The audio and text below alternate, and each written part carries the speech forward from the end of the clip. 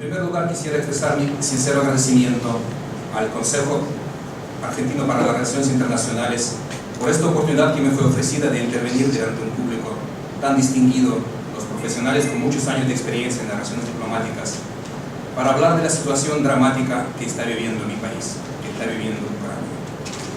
Durante las últimas semanas y los últimos meses, los ojos del mundo todo están fijados en Ucrania. Y lamentablemente eso no ocurre por buenas razones. Después de algunos meses turbulentos de la lucha contra un régimen corrupto y antipopular, Ucrania ha sido objeto de una intervención militar por parte de un Estado vecino, que a pesar de una fortísima condenación internacional, prácticamente nos ha privado de una parte de nuestro territorio y continúa haciendo de todo para desmembrar nuestro país, impidiéndonos retomar el camino democrático que el pueblo ucraniano ha elegido. Entonces, para comprender mejor lo que está pasando hoy en Ucrania, voy a recordarles en trazos generales lo que sucedió en mi país durante los últimos 6 meses. Las raíces del conflicto ucraniano. Desde la llegada al poder del presidente Viktor Yanukovych en el año 2010 hasta el año pasado, la situación en Ucrania venía deteriorándose en todos los aspectos. La corrupción en los escalones más altos del poder ha llegado a niveles catastróficos, como quedó bien evidente cuando fueron abiertos al público los palacios lujosos de los exgobernantes de Ucrania que se huyeron del país en febrero. Al mismo tiempo, enormes recursos financieros provenientes del comercio exterior se quedaban en los bolsos de unos pocos, el grupo más cercano a Yanukovych, en primer lugar los miembros de la llamada familia, que controlaban el Banco Central y los ministerios clave del gobierno, los de los impuestos, recaudaciones, la aduana, la infraestructura, etc. A pesar del discurso oficialista, la vida de los empresarios, sobre todo los pequeños y medios empresarios, no se hacía más fácil. Para abrir un negocio uno tenía que gastar una gran cantidad de tiempo, nervios y sobre todo dinero. El sistema de soborno, sistema de corrupción existía en todos los escalones del servicio público, desde el registro civil, escuelas y medicina pública, hasta las oficinas de registro automóvil e inmobiliario, la policía y los órganos judiciales. Todo el mundo sabía de los jueces corruptos que podían tomar cualquier fallo a favor de los más ricos y absolver a los criminosos que tenían una fortuna inmediata. La situación económica del país también se agravó bastante. Las necesarias reformas económicas se iban postergando y con la fuga de capitales y más del país, las reservas de divisas llegaron al nivel más bajo en el último decenio. El vaso de la paciencia popular estaba al borde. Y el pueblo ya no podía esperar más para cambiar ese gobierno corrupto por medio de las elecciones programadas para el año 2015. Y la política exterior del gobierno de Yanukovych, en teoría, estaba dirigida hacia Europa. Según el discurso oficialista, la integración europea era la prioridad central de esa política. En ese sentido, los diplomáticos ucranianos, tanto en la sede de la Cancillería como en las embajadas, sobre todo en los países de Europa, trabajaron duro para acercar la firma del acuerdo de asociación con la Unión Europea. Yo lo conozco por mi experiencia, porque durante 5 años últimos en la Cancillería, yo ocupaba diferentes puestos en el Departamento Europeo. Y yo sé lo duro que trabajaron los diplomáticos en Europa y en la Cancillería para acercar ese acuerdo. Fueron aplicados enormes esfuerzos con el apoyo de las organizaciones empresariales, no gubernamentales y hasta culturales y eclesiásticas para convencer a los gobiernos de los 28 y también a los burócratas de Bruselas para firmar ese acuerdo. Después de haber rubricado el proyecto de acuerdo de asociación a principios de 2013, ya teníamos un texto listo para ser firmado. Ese texto fue traducido a todos los idiomas europeos, fue rubricado por todos los parlamentos y estaba prácticamente listo. Entonces estábamos todos con las esperanzas de que eso iba a suceder en Vilnius, la capital lituana, el 28 de noviembre de 2013 en la cumbre de la Asociación Oriental, donde debería tener lugar la firma histórica. Pero no sucedió así. Como ustedes todos saben perfectamente, a la última hora el presidente Yanukovych se negó a firmar ese acuerdo, alegando que necesitaba de más tiempo la economía ucraniana para prepararse a las normas europeas. Eso era un golpe muy duro, una ducha fría sobre todas las esperanzas del pueblo ucraniano. El pueblo que soñaba con acabar con esa corrupción y entrar en las normas europeas, las normas democráticas y civilizadas.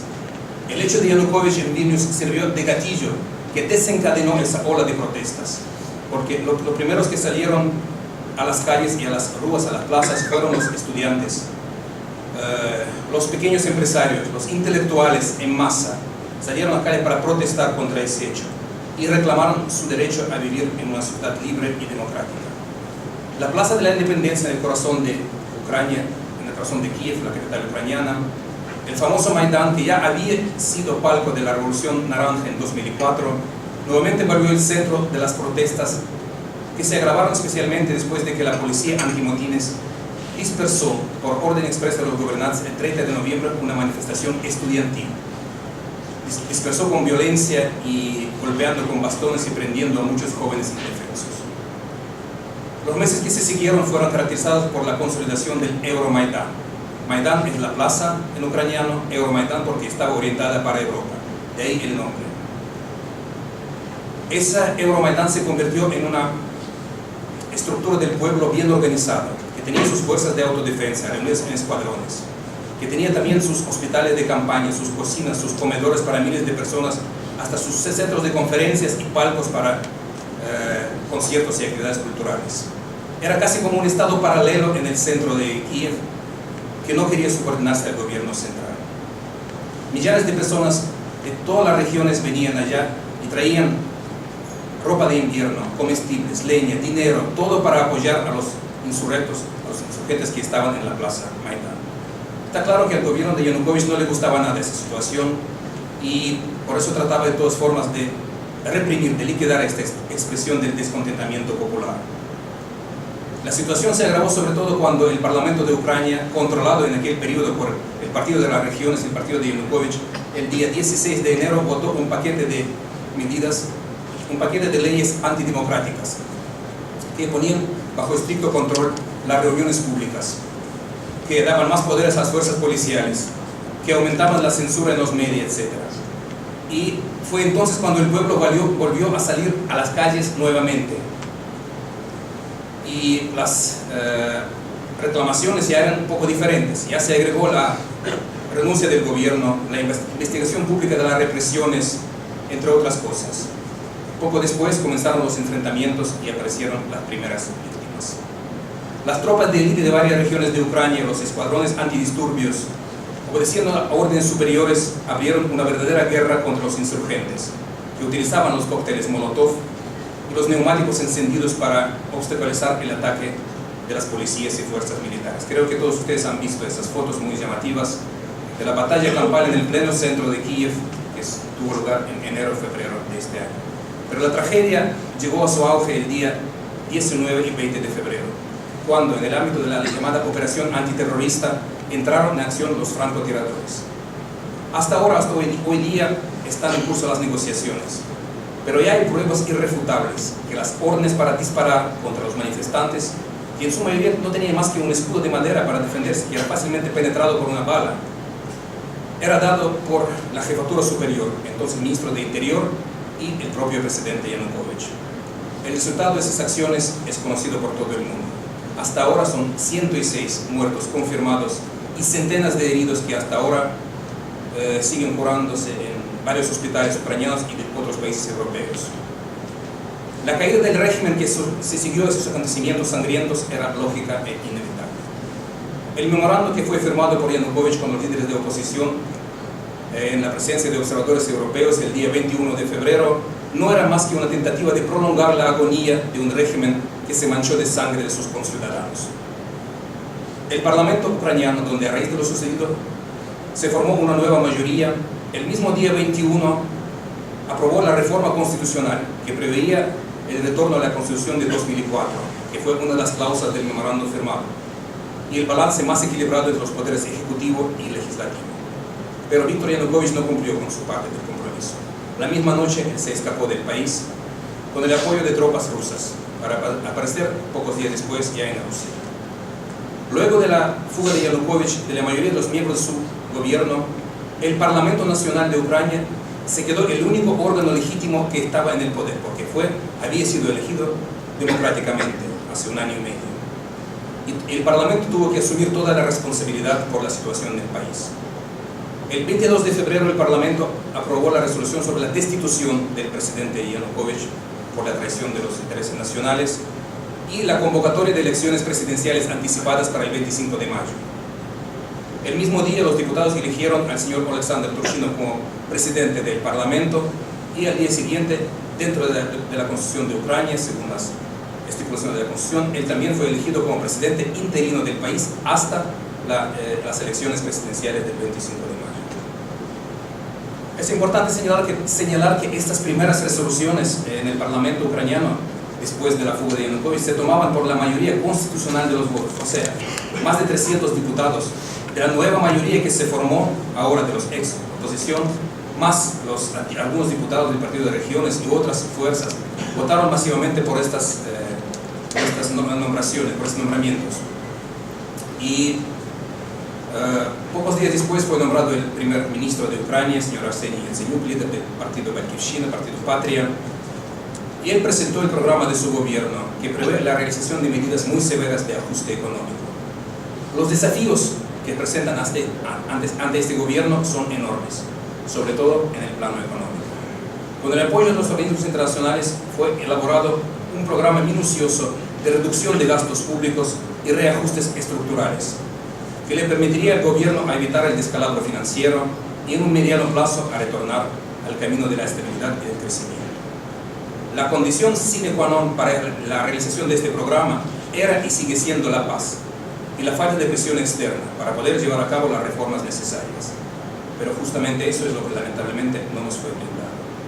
Un país vecino que hasta hace poco se quería apodar de amigo, hermano y socio estratégico de Ucrania, le asestó un golpe traicionero por la espalda a nuestro país, aprovechando la debilidad y el estado de transición institucional. Ahora voy a hablar un poco sobre Crimea, los hechos que ustedes todos saben, pero exponer nuestro punto de vista, cómo se desarrolló la anexión de Crimea. Durante los últimos días de febrero y primeros días de marzo, la situación en la península de Crimea se deterioró de manera considerable. El 27 de febrero, el Parlamento de la República Autónoma de Crimea, porque era la única región de Ucrania que tenía su parlamento, porque era una república autónoma. Los demás eran regiones o provincias que no tenían parlamentos. Crimea sí tenía. Pero ese parlamento votó por el nuevo gobierno de autonomía y la realización del referéndum, primero para el día 25 de mayo, después lo adelantaron para 30 de marzo y finalmente para 16 de marzo. Tenía mucha presa en hacer ese referéndum. Al mismo tiempo fue registrado el aumento considerable de la cantidad de las tropas rusas en Ucrania. Ustedes todos saben que teníamos con Rusia, no solamente con Rusia, teníamos un acuerdo que llamado el Memorándum de Budapest de 1994, cuando los estados, las potencias nucleares, le prometieron a Ucrania la garantía de su integridad territorial a cambio de renuncia de las armas atómicas, armas nucleares. Ucrania era, después de la desintegración de la Unión Soviética, la tercera potencia nuclear del mundo. En el año 94, Ucrania renunció voluntariamente a su arsenal nuclear y fue firmado el famoso Memorándum de Budapest. Los países como Estados Unidos, Gran Bretaña y Rusia eran garantes de ese memorándum, garantes de la integridad territorial de Ucrania. Rusia violó este memorándum cuando atacó Ucrania. Y también violó los acuerdos bilaterales que regían la permanencia de las tropas del Mar Negro, la flota rusa del Mar Negro en Ucrania, en la península de Crimea. Salieron de allí los militares y ocuparon casi toda la península. Tomaron bajo su control todos los aeropuertos y aeródromos de la península. Bloquearon las bases militares ucranianas, incluido el Estado Mayor de la Marina ucraniana, unidades de control antiaéreo. Entraron ilegalmente en los puertos de Crimea decenas de buques de guerra rusos, de las flotas del Mar Báltico y del Mar del Norte, que no tienen nada que ver con el Mar Negro, pero llegaron ahí, desembarcaron miles de efectivos y material bélico. El 1 de marzo, el Consejo de Estado de la Asamblea Federal de Rusia aprobó por unanimidad la invocación presentada por el presidente Putin, que le otorgaba el derecho a desplegar un contingente militar limitado de las Fuerzas Armadas rusas en el territorio de Ucrania.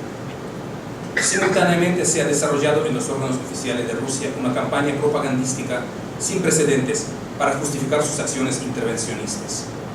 Esa campaña, que por muchos analistas es comparada con la que se fue emprendida por el Estado nazi alemán antes de la Segunda Guerra Mundial, consiste en mentiras groseras, en calumnias y tergiversación de hechos, y tiene una enorme envergadura, no solamente en los medios rusos, sino también en muchos países del mundo, a través de publicación de materiales con una propaganda abierta o camuflada, que era generosamente paga de los fondos especiales creados para este efecto.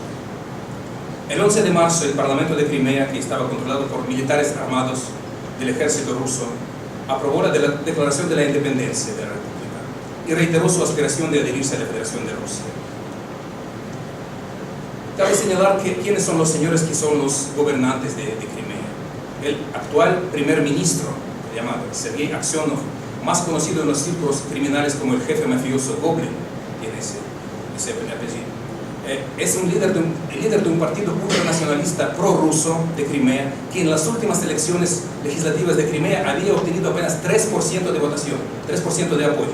Este señor ahora es nombrado, puesto por Moscú como primer ministro de Crimea. ¿A quién representa? Esos 3%.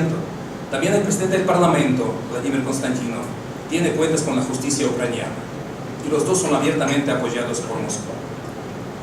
El referéndum sobre la autodeterminación de Crimea, que fue conocido el 16 de marzo por las autoproclamadas autoridades de la región, para nosotros y para casi todo el mundo no tiene ninguna legitimidad, y sus resultados no fueron reconocidos por el gobierno de Ucrania ni por la absoluta mayoría de los países del mundo. Lo consideramos ilegal e ilegítimo por varias razones. Primero, la Constitución de Ucrania estipula que los asuntos de cambios territoriales solo pueden ser objeto de un referéndum nacional, por tanto, no puede haber un referéndum local. No existe en el marco legislativo ucraniano ninguna ley que estipule cómo hacer los referéndums locales. No existe eso. Y como es obvio, no podemos considerar válidos los resultados de una votación realizada bajo las miras de las ametralladoras de las tropas rusas, porque así fue. Todo ocupado, todo controlado, con los soldados sin distinción, todos sabían que eran rusos, pero así era la votación. Y el mito sobre la legitimidad de dicho plebiscito fue desmentido hace pocos días por el propio presidente Putin. Fíjense, el 4 de marzo Putin negó la participación de militares rusos en el bloqueo de unidades y en Crimea durante el referéndum. Pero ya el día 17 de abril, o sea, hace 10 días, el mismo gobernante ha reconocido en su comunicación con el pueblo que detrás de las llamadas autodefensas de Crimea estaban soldados rusos que supuestamente ayudaban a realizar de manera limpia y honesta el plebiscito. Esa confesión del presidente ruso ha sepultado el mito de que había sido una expresión libre de voluntad del pueblo de Crimea. De nuestro punto de vista, lógicamente, el paso siguiente sería entonces reconocer que un referéndum realizado bajo la vía de los fusiles automáticos de un país que está muy interesado en sus resultados solo puede tener una definición que se llama la anexión, con todas las consecuencias legales internacionales que de ahí provienen.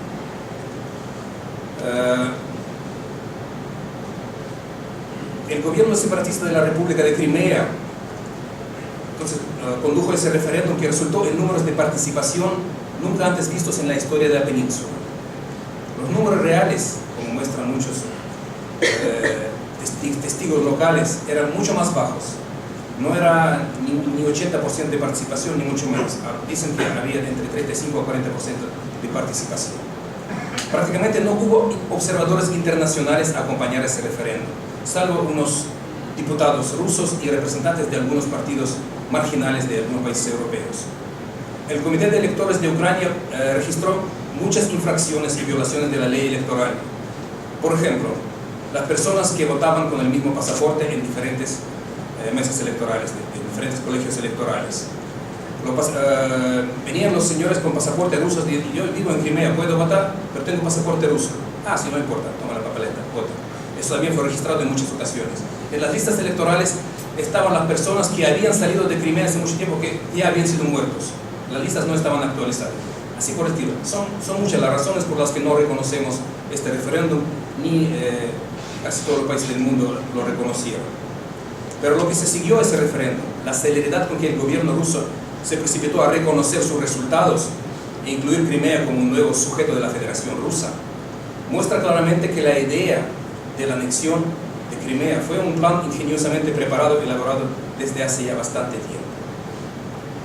¿Por qué consideramos Crimea una parte inseparable e inalienable de Ucrania?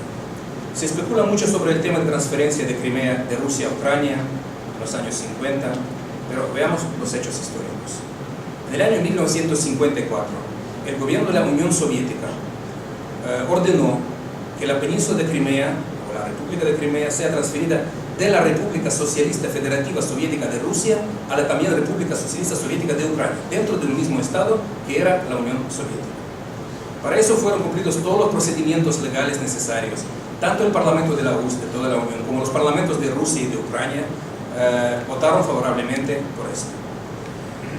Desde entonces nuestro país ha invertido muchos miles de millones de dólares en el desarrollo de su infraestructura.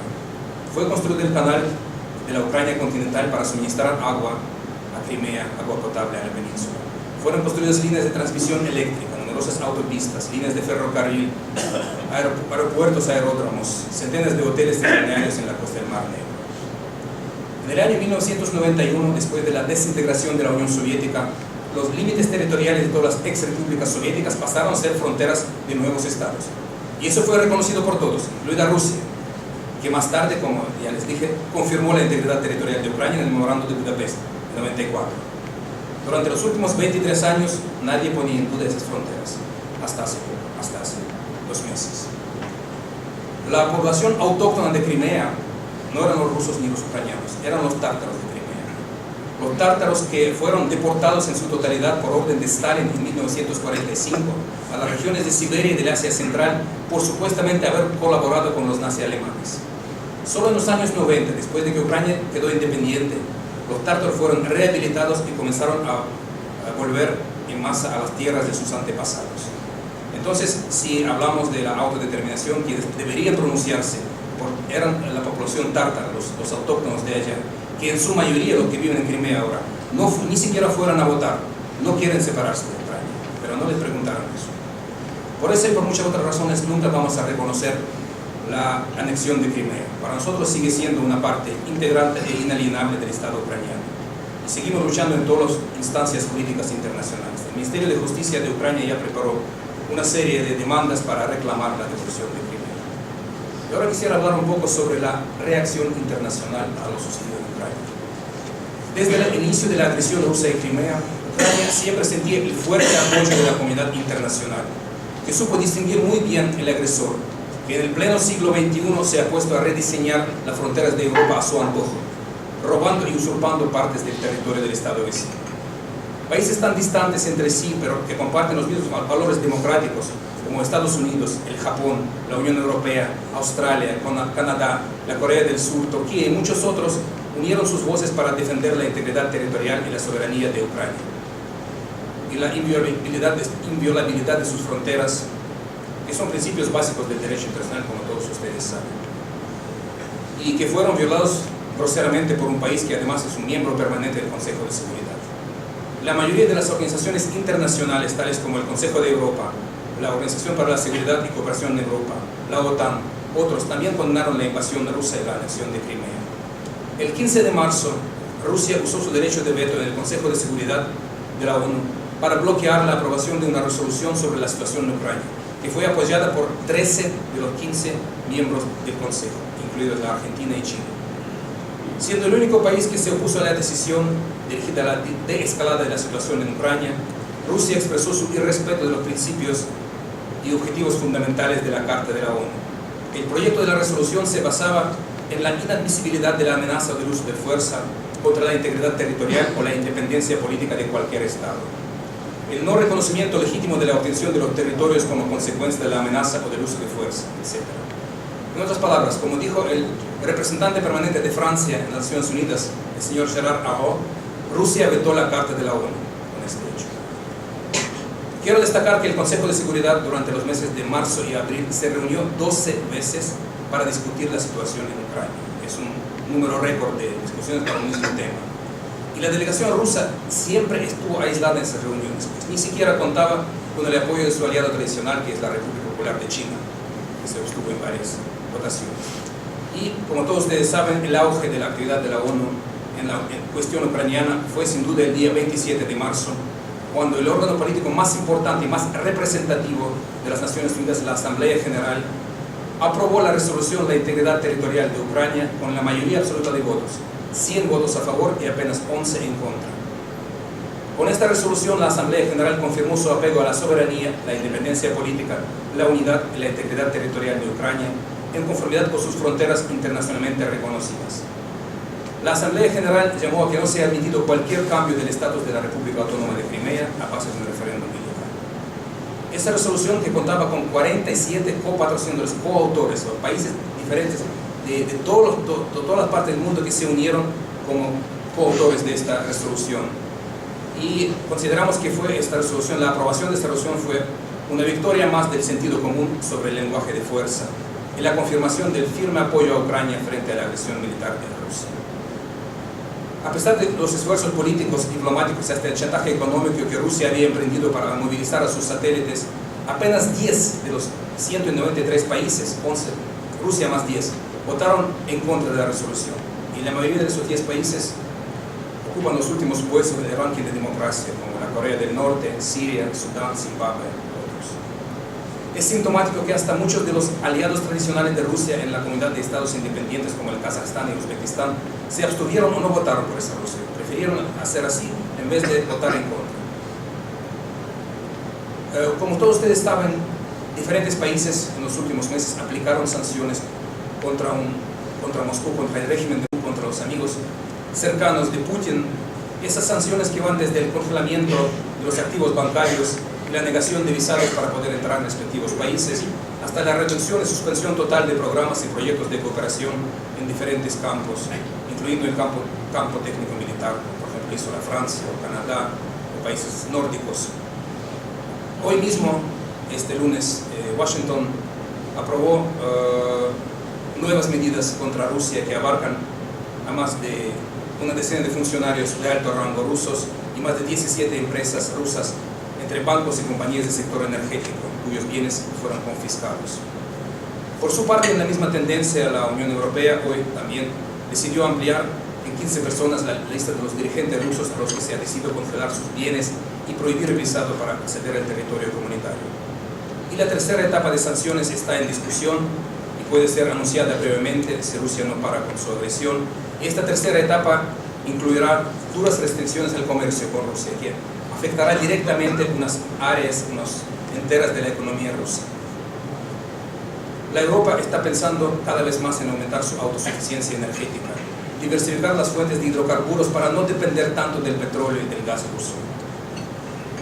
Hace algunas semanas, después de que el Parlamento Europeo votó por la suspensión de la construcción del gasoducto South Stream, que debía traer el gas ruso a Europa por el fondo del Mar Negro, en Bulgaria fueron desmantelados los primeros tubos para recibir ese gas ruso. Ese proyecto ya no está realizado.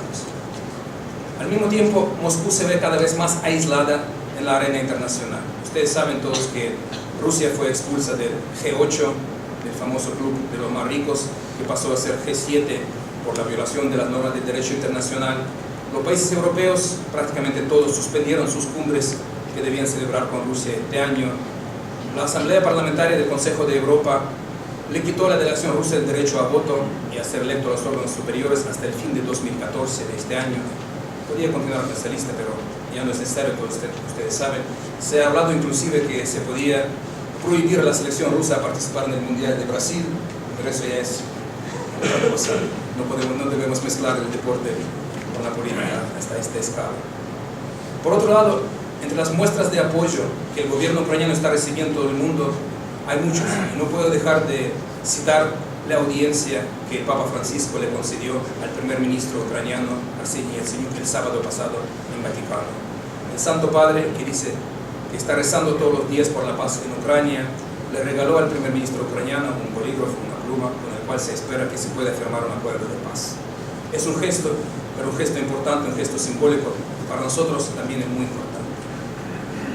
Y ahora pasemos a lo que está pasando ahora en el este de Ucrania. Creo que eso es lo que más interesa hoy, porque todo lo anterior fue, digamos, una historia, y ahora estamos viviendo sucesos trágicos en el oriente ucraniano. Lamentablemente, la anexión de Crimea no fue el fin, sino el inicio de un plan de Moscú para desmembrar, para ocupar, para debilitar al Estado ucraniano.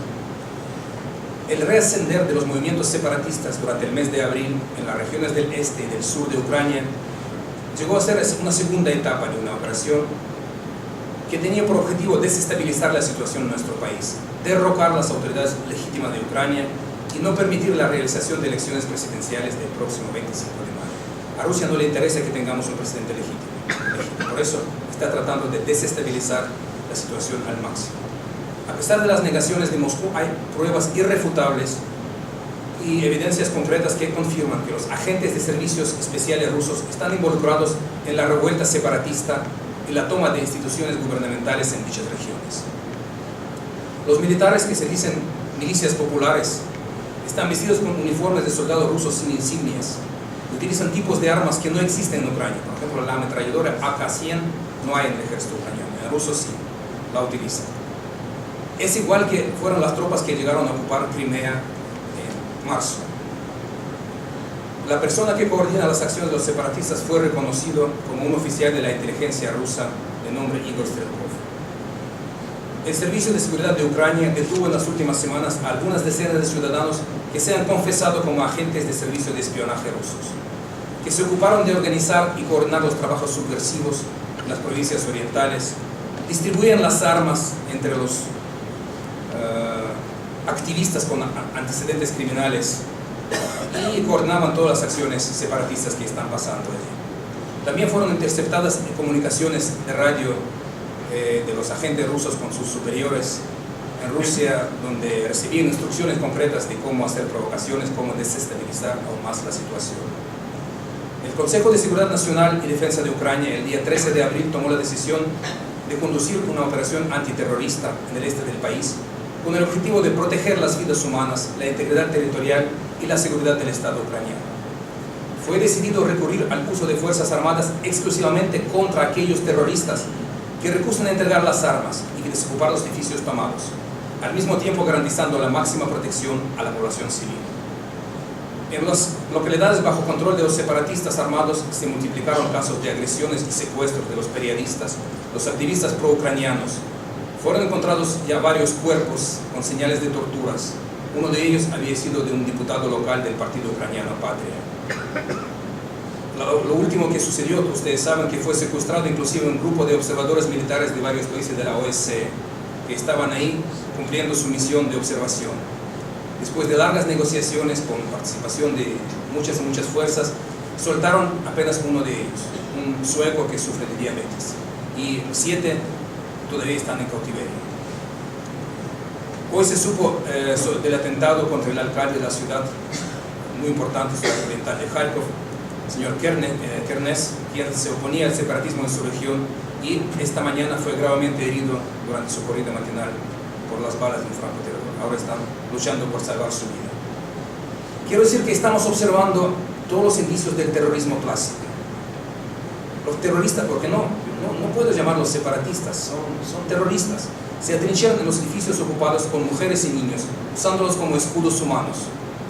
Imagínense, en el siglo XXI usan a mujeres y niños como escudos humanos. Es natural que los soldados y policías ucranianos no pueden atacar con fuerza, no pueden disparar contra la gente civil. Y por eso la operación antiterrorista se realiza con mucho cuidado, con mucha prudencia, para evitar, puntual contra los líderes, pero para evitar víctimas entre la población civil, porque sabemos que si entramos con fuerza en las ciudades ocupadas, podemos acabar en pocos minutos, pocas horas con la insurrección, pero van a morir mucha gente indefensa, mucha gente civil, y eso no lo podemos permitir, no.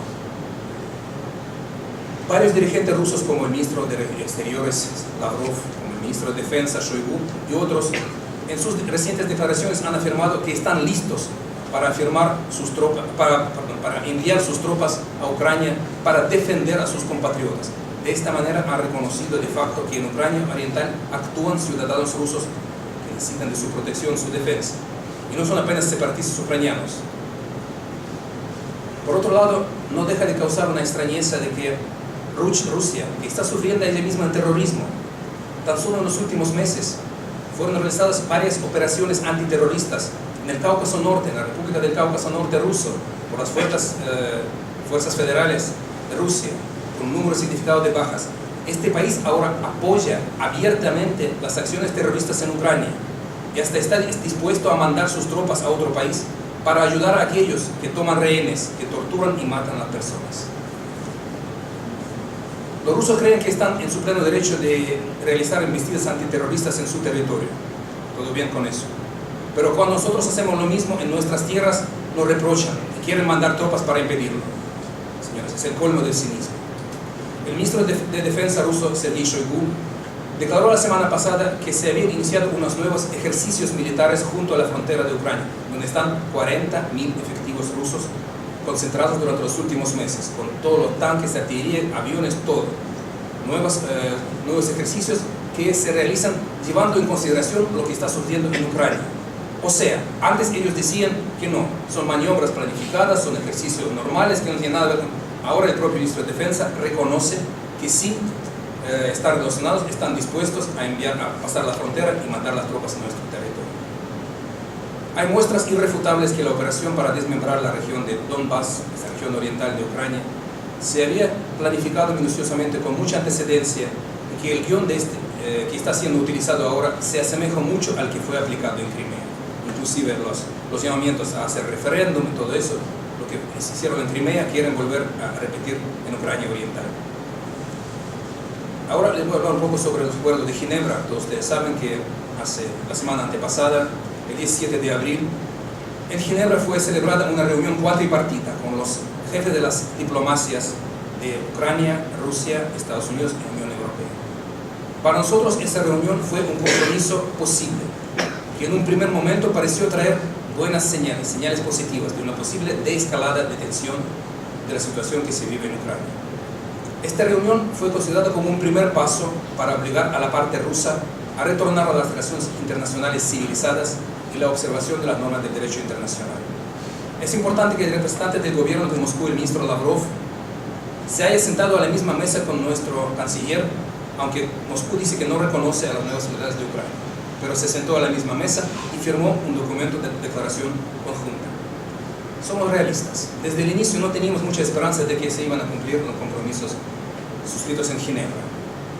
Ya habían violado el memorando de Budapest, todos los acuerdos bilaterales que tenemos, pero era importante en un primer momento, digamos, de bajar un poco el nivel de tensión y mostrar que se puede hablar, que se puede llegar a un acuerdo.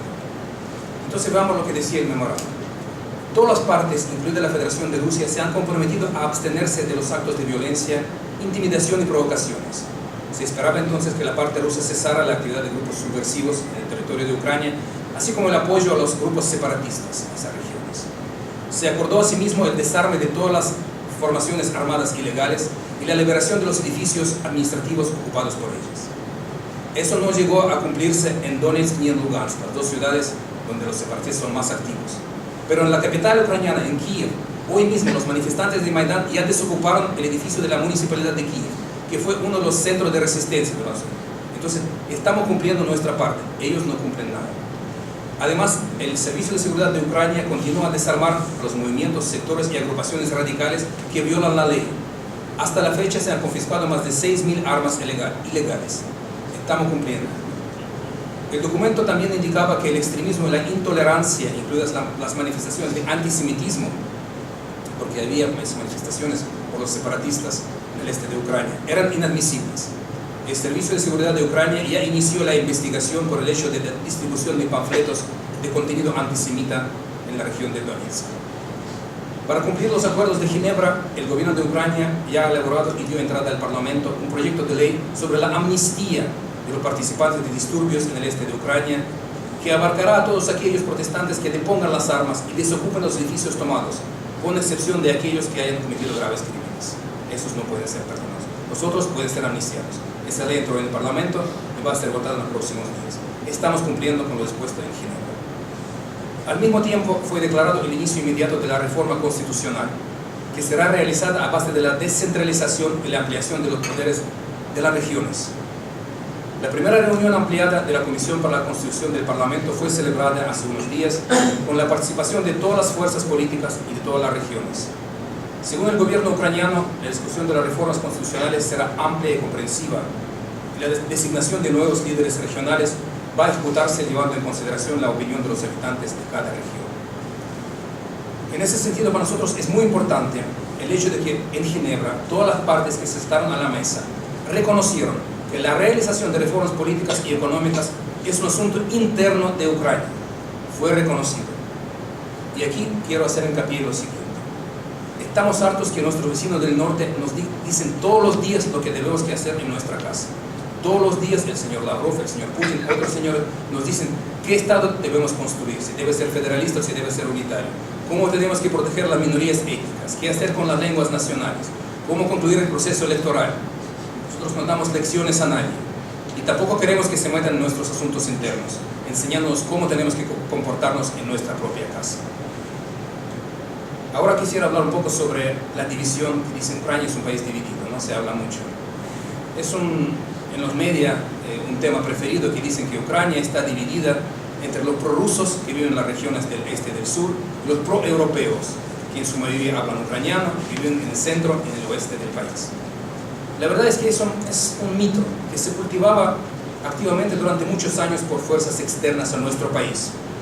Sí, no puedo negar que la diferencia lingüística existe, pero al mismo tiempo los ucranianos todos somos bilingües, ¿no? Hablamos todos perfectamente el ruso y el ucraniano, pueden ser, unos prefieren hablar ruso, otros ucraniano, pero hay una lengua nacional oficial que es el ucraniano, y en otros lugares pueden hablar en ruso o en tártaro o en búlgaro o en checo o en otros idiomas.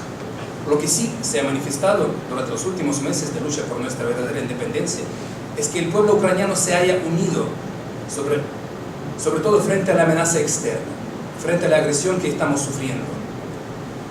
Ya no importa mucho el idioma que uno habla. En el Euromaidan estaban representantes junto con ucranianos y rusos, estaban los judíos, búlgaros, tártaros, húngaros. Las primeras víctimas mortales del Maidán, ¿saben quiénes fueron? Un armenio y un bielorruso. Y después ya fueron los rusos ucranianos. Entonces, por supuesto que hay grupos extremistas prorrusos en el oriente. Hay grupos nacionalistas ucranianos en el occidente, como hay esos grupos en todos los países del mundo. Pero los separatistas armados que tomaron edificios en el este de Ucrania son una parte muy pequeña y no representan los intereses de todos los habitantes de esas regiones. Hay números de las encuestas sociológicas que muestran que en estas regiones orientales de Ucrania, 70%, más del 70%, la absoluta mayoría de la población quiere vivir en una Ucrania unida, no quiere separarse de Ucrania y mucho menos quiere entrar en Rusia. Puedo citarles también un caso muy interesante, muy inédito, digamos, en nuestra historia contemporánea, pero muy característico de la situación actual que se vive en Ucrania. En marzo, cuando hubo la máxima tensión por la situación en Crimea, por un día, los habitantes de la ciudad occidental de Lviv, o Lvov, como dicen en ruso, el baluarte del nacionalismo ucraniano, decidieron todos hablar en ruso ese día. Y el mismo día, los habitantes de la ciudad de Donetsk, la capital industrial de Donbass prorruso y oriental, se pusieron a comunicarse en ucraniano, por un día. Es una cosa atípica, es una cosa fuera de común, pero muestra que la voluntad del pueblo de vivir en un estado, en un solo estado ucraniano. Otro ejemplo, después de la secesión de Crimea, de la invasión de Crimea por Rusia, muchos habitantes de Crimea, que son rusófonos o rusoparlantes, que no quisieron continuar a vivir bajo el dominio ruso, fueron a la Ucrania continental, fueron a vivir en otros, y la mayoría de ellos fue a vivir, ¿sabe dónde? En las regiones occidentales, en las regiones nacionalistas ucranianos. Y es otro hecho que confirma que el pueblo está unido, el pueblo no está desunido, porque tenemos una agresión externa. Las acciones belicistas de Rusia han tenido un efecto adverso. Se ha elevado de manera considerable el nivel de autoconciencia del pueblo ucraniano. Y hay numerosos ejemplos de eso. Desde el boicot de las mercancías rusas en los supermercados ucranianos, hay una campaña, no compren ruso, no ayude al agresor. Y lo están haciendo, y Rusia está perdiendo mucho con eso.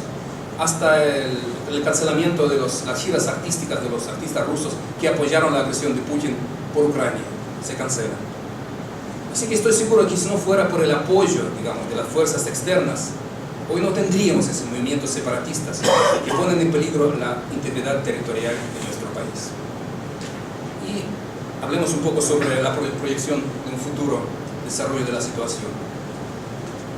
Es muy difícil hablar de lo que se va a pasar, pero hay hechos concretos y hay pasos que el gobierno ucraniano está emprendiendo. El gobierno de Ucrania ha iniciado, como yo he dicho, el proceso de la reforma constitucional, con el fin de dar más autonomía a las regiones.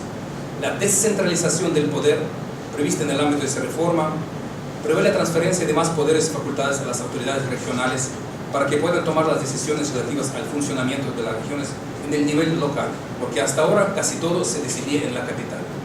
Cuánto dinero iba a una región, qué carreteras podían construir, qué se hacía, todo se decía en el centro. Y las regiones recibían el dinero del centro, ahora no. Eso va a pasar a la historia y va a ser una reforma muy amplia. Fue iniciado un amplio diálogo nacional donde serán escuchadas las opiniones de representantes de todas las regiones, del norte, del sur, del centro, del oriente, del occidente. Fue creado un grupo especial en el Parlamento que está elaborando el proyecto de la nueva Constitución. Y esa Constitución incluirá las mejores prácticas internacionales que son presentadas por los expertos de la Comisión de Venecia del Consejo de Europa, que es un órgano especializado del Consejo de Europa precisamente por los asuntos constitucionales. Está siendo preparado el proyecto de una nueva ley lingüística, pero hasta ahora continúa en vigor la ley aprobada en 2012, durante el gobierno anterior, el gobierno de Yanukovych. Esa ley que prevé otorgar un estatus de la lengua regional a un idioma que es hablado por más del 10% de la población de una determinada región. Y esa ley ha funcionado bien hasta ahora, en las regiones del este, del sur, incluido en Crimea. Los rusoparlantes no tenían ninguna dificultad de comunicarse, enseñar a sus hijos en las escuelas, desempeñar todas las funciones públicas en ruso. No había ninguna persecución contra los rusoparlantes, como decía la propaganda rusa. Esperamos que las elecciones presidenciales del 25 de mayo se desarrollen de manera democrática, a pesar de todas las tentativas de las fuerzas externas de socavarlas. Y que tengamos un presidente legítimo que será reconocido por todo el mundo. Eso nos interesa mucho. Ya hemos invitado a miles de observadores internacionales que van a venir a monitorear esas elecciones. Hay 23 candidatos registrados. Hubo 46 personas que presentaron los documentos, la mitad de ellos, 23, fueron aceptados y tenemos una lista muy larga de 23 candidatos a presidente.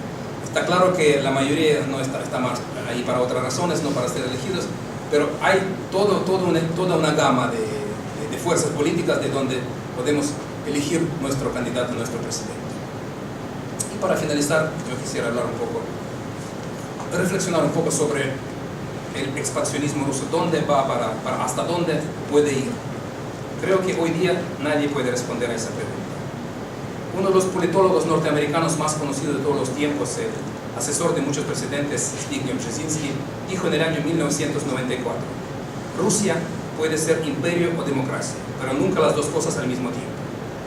Sin Ucrania, Rusia deja de ser un imperio.